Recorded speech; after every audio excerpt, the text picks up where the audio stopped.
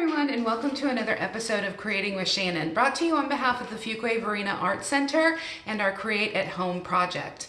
Today we're going to be using scrap paper that you might have around the house from previous art projects to make a super cute quilted pattern note card. So grab your paper, some adhesive, and some scissors, and we're going to get started creating. Okay, to get started, you'll want to take a piece of regular paper that you have in your stash, and this can be any kind of creative designer paper. This can be cardstock, it can be printed paper, it can be plain paper, whatever you'd like. And we're going to create 1/2-inch strips. And I've already got some prepared for us. Ultimately, you can take a ruler and you can mark off 1/2-inch strips and go ahead and cut them. If you have a guillotine or a strip cutter at home, you can use it like this too. Just so you know, this is exactly the 1/2-inch mark right here. Just make sure to keep your fingers out of the blade range, okay? So just create your strips. And you are probably going to need about 7 to 10 in order to do this project.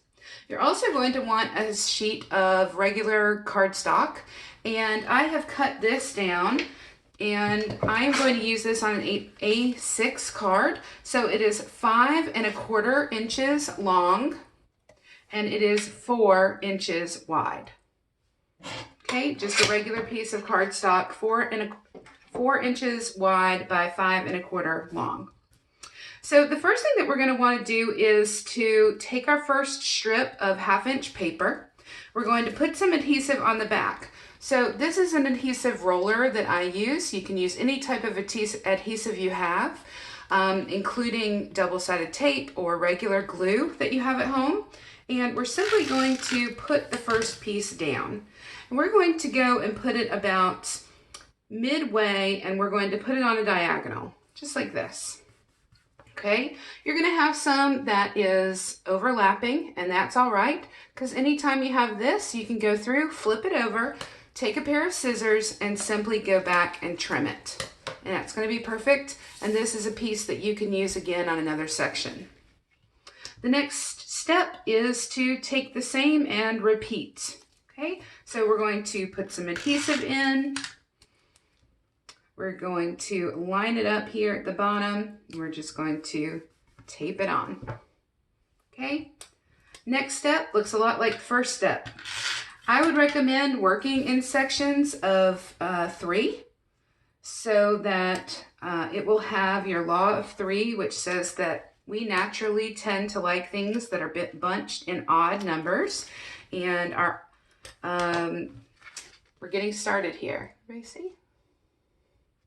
All right, so now that we've got 3 in, we're going to take a turn, and we're going to take our next strip, and we are going to line it up here at the bottom with this and along this edge. So put some adhesive on,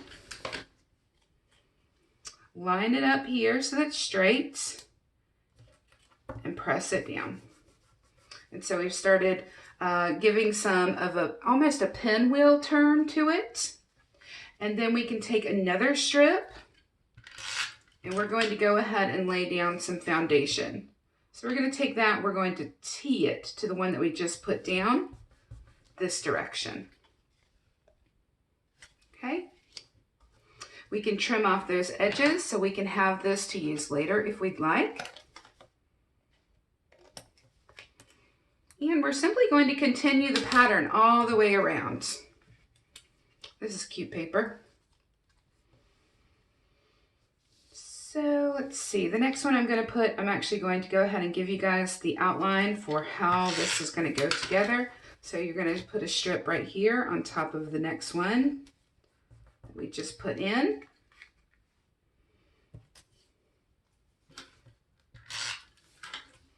Another one next to it. We're going to work in 3s here.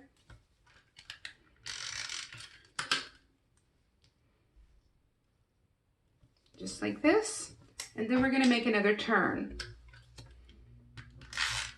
So this strip I'm going to put right here. And pull it in just like this. Okay. We're going to cut off our long edges again.